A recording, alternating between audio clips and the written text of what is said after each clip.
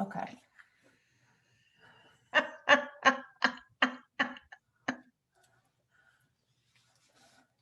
How are you, Liz? I'm better now. All it took was you showing up as a zombie Ma from the Golden Girls, because that's what you look like. Or maybe you're Dorothy. I It's don't my know. future self. This is your inner mentor? It's my inner mentor you keep asking me to find. Oh my God. That is what I needed. I was gonna say to you that I needed help bootstrapping my attitude into up and to the right. And all it took was you showing up looking like, I think it's Dorothy, but I don't know. What do you think? Or is it Ma? I think I'm Lady Loudmind. Lady Loudmouth. Oh my God. You look like you just ate a person.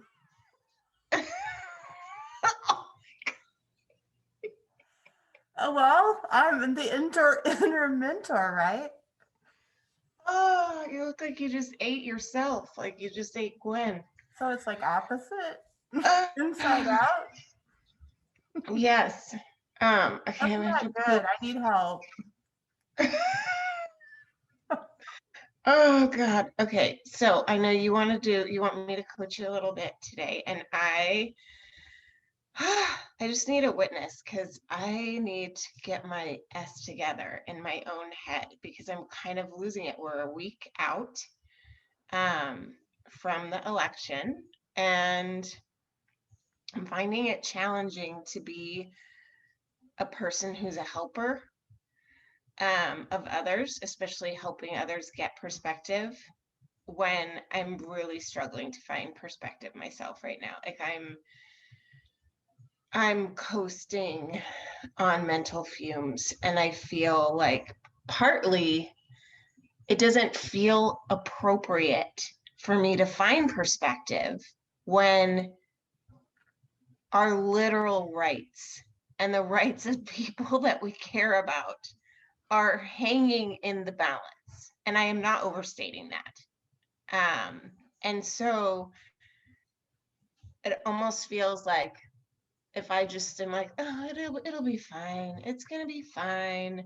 We can take 4 more years of this if that's what happens.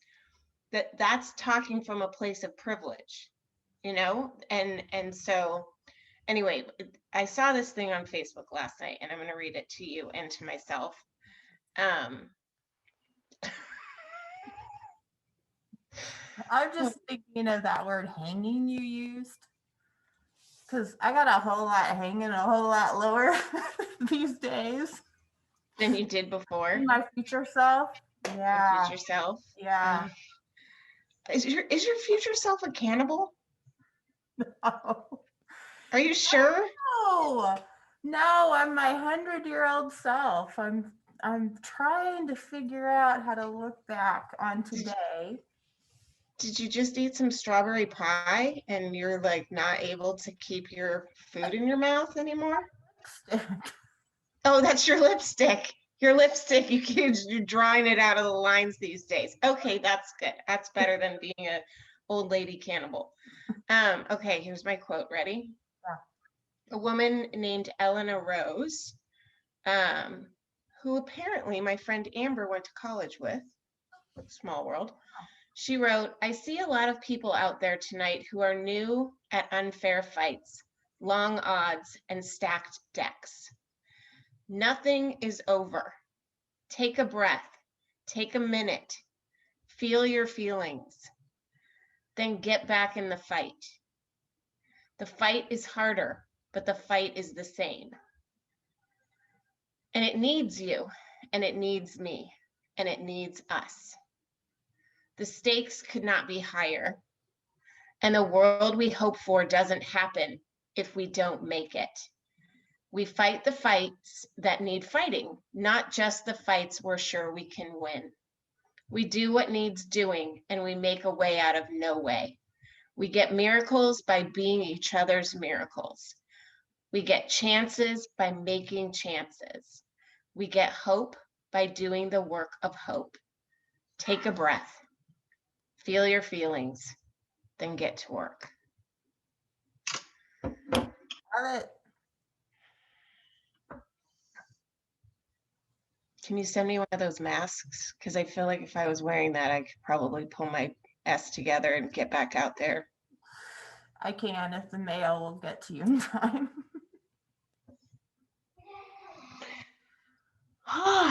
So for me, what that looks like is going to Stone Soup today, later, helping people that don't have resumes make a resume, helping them practice interviewing. It means going to Packed with Pride this weekend and putting together boxes of food. Even though I just got an email that that program is in jeopardy if we don't raise a bunch more money. It looks like actually calling voters like I was supposed to do last weekend. And I didn't have the emotional energy. And that's what I keep telling myself too, is that, you know, as long as we're not all feeling our feels at the same exact moment, then the fight continues. Mhm. And Yeah. this week I've just kind of needed to feel my feelings and drink my feelings and eat my feelings. But And I can see your feelings. And I've heard your list of what you do or what you plan to do or think you should do. I wonder what else are you already doing that is impactful, that might be reaching people who need to hear your message?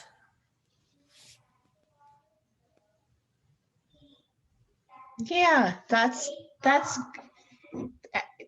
yes. So what I've noticed I've started doing is talking to strangers about no joke. Yesterday at Trader Joe's, I actually had a conversation with a person checking me out and the person bagging about gendered words. And I didn't do it in an annoying lectury way, but the female called herself bossy because she came in and took over the way that the male was packing my groceries because I bought way too much stuff. And she said, "Oh, am I being bossy? I'm so sorry." And I said to her, "You're not being bossy. Do you notice how no one ever calls men bossy? You're helping with the process engineering of the groceries." And they both laughed, really, like we all three laughed hard. And I don't know, I felt good about it. Like subtly, Uh-huh. I changed somebody's thinking. Yeah. What other magical moments have you had? Yesterday at work, one of my colleagues who didn't mean anything by this, but she referred to the doctors that are more demanding of their support team as princesses. Mm-hmm. And again, kindly, I said, you know, let's look at that, right? Like would we call the male doctors princes? Mm-hmm. No, we'd call them they're hard. They're Mm-hmm. hard to work for, or they're hard to work with, or they're particular. But we wouldn't call them princesses. We wouldn't call them high maintenance. And she had this look on her face like, oh my gosh.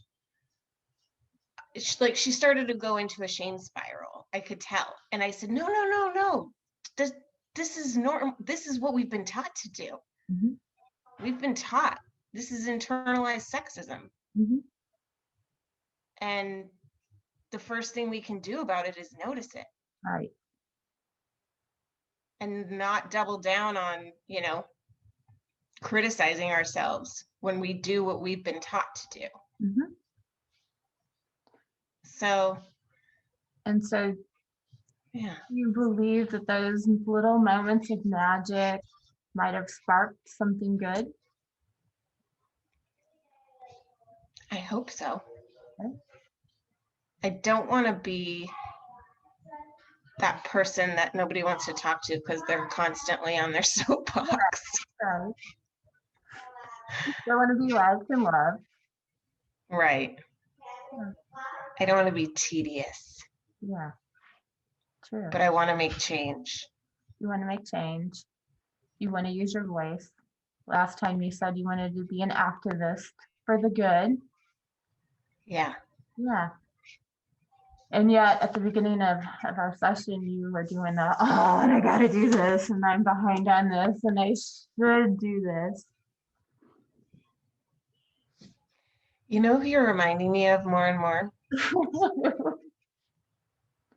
My Nana, when I was growing up, her name was Bernice Goodenberger.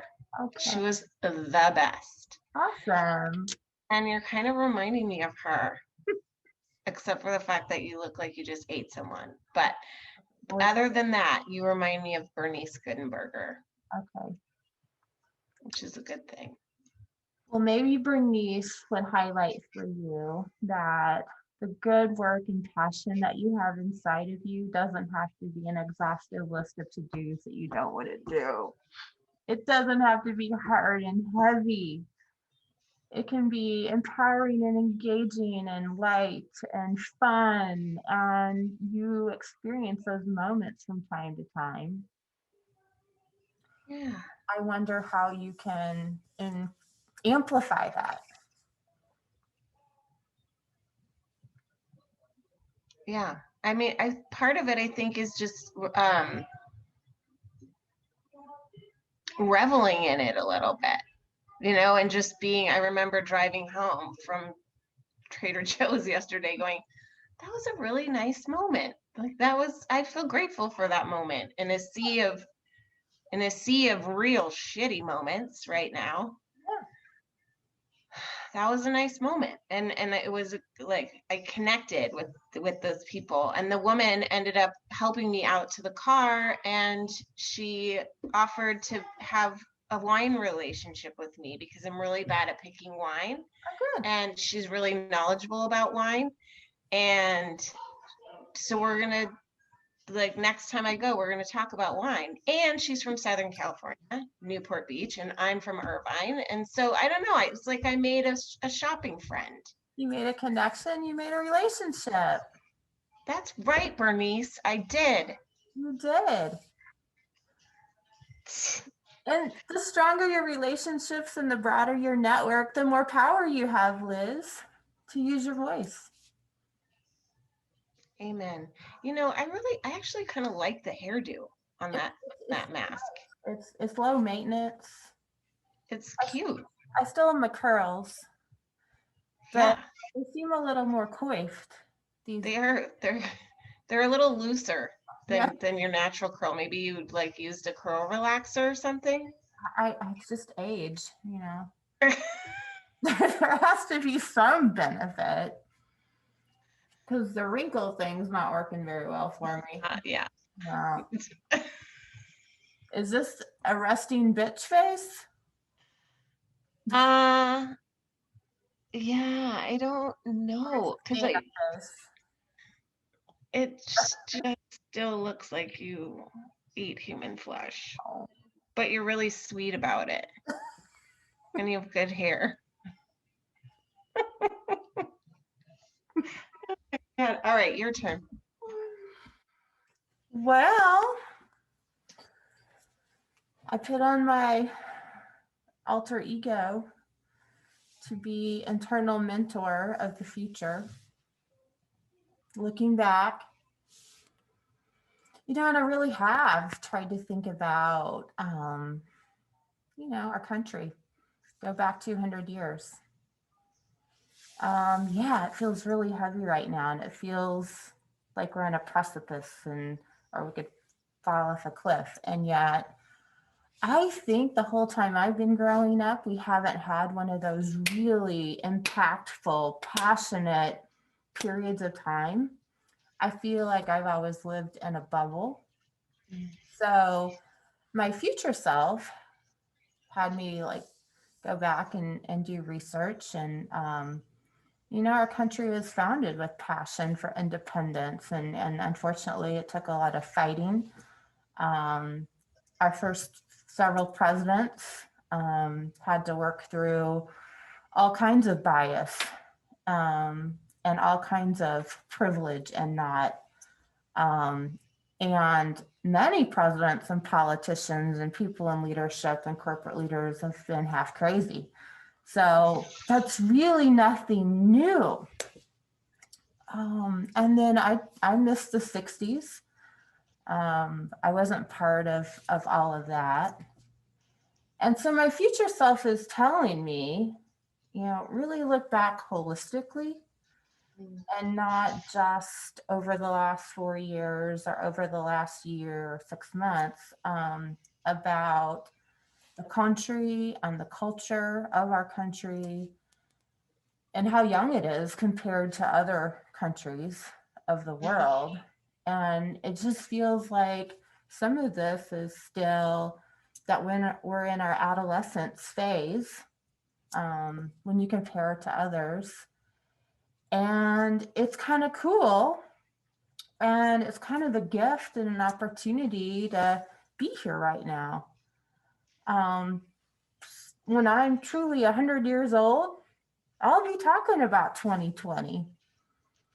And I want to be talking about the risks I took, the faith I had that regardless of all going on, whether it's political or cultural or societal or personal, um, that was the time when things just really culminated into the next best thing for me and the next best thing for our country and the next best thing for women. I really think it's an opportunity right now for women to rise up. It might be different than what it was in the past. It might be from home, and it might be multitasking with all this other stuff we have. But the diamond is created and sparkles ultimately because of all the sand that rubs against it and all the compression, all the stress and the friction. So I got my diamond hair on, knowing that when I'm 100 years old, all of this stuff that we're feeling right now is just part of the process to make me a better human being. It doesn't make it easy. It doesn't make it fun. It doesn't give me all the answers, which I have, which I wish I had. It's very confusing. It's an emotional roller coaster. Um, but it really is helpful to put it in a much broader context and to realize that there were many, many people before me who did great, great stuff for women and for our country. And we're able to ride on their coattails. Do you hear that? Yeah.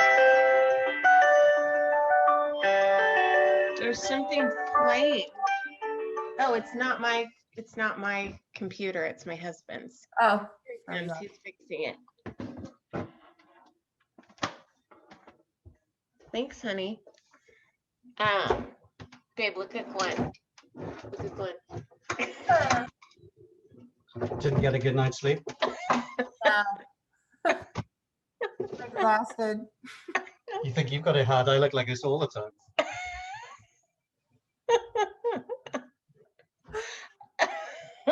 Oh my God. He's so funny. Anyway, back to you. I love that you said that we have to create the friction in order for the diamond to come. And I'm wondering, like with the opportunity that you have that's starting, like what is that like for you? What is your next, you said, I don't remember your exact words, but like your next great thing. What is that for you right now? I don't know exactly, but the words that continue to bubble up for me are transformation. As I Google transformation, different titles of roles come up, like Chief Transformation Officer or Chief People Officer.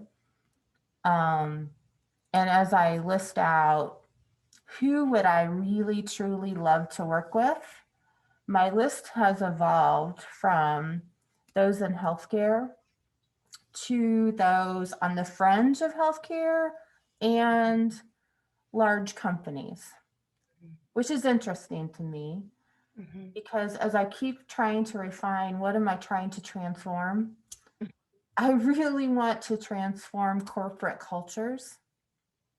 And I believe a huge component to that is coaching. And it's also focusing on the health and wellness of their workforce. And with my healthcare background, I think that I can help build those bridges so that companies know what may work and what may not work to keep their employees healthy, including mentally healthy. And that probably will be more powerful and amplify my voice if I work with companies that aren't healthcare, rather than trying to transform the traditional healthcare system. So I don't know if that means contract work or if that means external coaching. But I also have a bias that a lot of companies say they want to change their culture and they want to do all of this, and yet something stops them. And I don't know if it's true passion, if it's financial, if it's lack of accountability. And so I have, that leads me to a bias that in order to really transform effectively, companies need to hire external contractors who aren't beholden to having to then get along with all the colleagues when they raise a point that's intended to be well intended, but it's uncomfortable. And I don't want to get sucked into a role where I have to manage the budget and manage the FTEs, because on the one hand, I'll be talking and trying to hold accountable a new culture and a transformation in a new way. And it's really hard to then talk out of the other side of your mouth as well. Well, the day-to-day operations require us to do this and that and the other. So I really think it's forming up to be some sort of external influencer. And it could be at the company level, the CEO level, the C-suite level, or it could be individual executive coaching one-on-one. And maybe it's just a portfolio of offerings. That's when you're talking about all of that, you are making me think of the word spark, like you're the spark. Okay. And so I'm just curious, what has transformed in you and what still needs to transform in order for you to bring this into reality? What has transformed for me in the last few months are that I've just begun to relish in the fact that I do love to have fun. I love humor. I love to believe in people. I love to give people confidence. And it's not a cheerleader, but it is a safe environment to show everybody how much can be accomplished and how great they are. and give them grace to try new things and open up. So that's countercultural though in many companies. And so I've always tried to pull back and push it down and minimize it because I didn't want to ruffle any feathers, or too many at least. And so I've learned that whatever I do now and whatever I end up doing in 6 months or a year really has to highlight that and elevate that to the point of power, rather than trying to be a minimizer of some sort to fit in culturally. And the other thing I'm beginning to learn is that maybe it's impacting healthcare and health differently and better, broader, deeper, from the outside rather than from the inside. And so what I still have left to do is to figure out how to connect with those corporate CEOs, those companies that proactively really want to do this and really, really want to do this kind of work, and then have an opportunity to interact with a few of them and let me play a little bit, and see what works and see how I can be most helpful. So you're going to experiment. Yeah.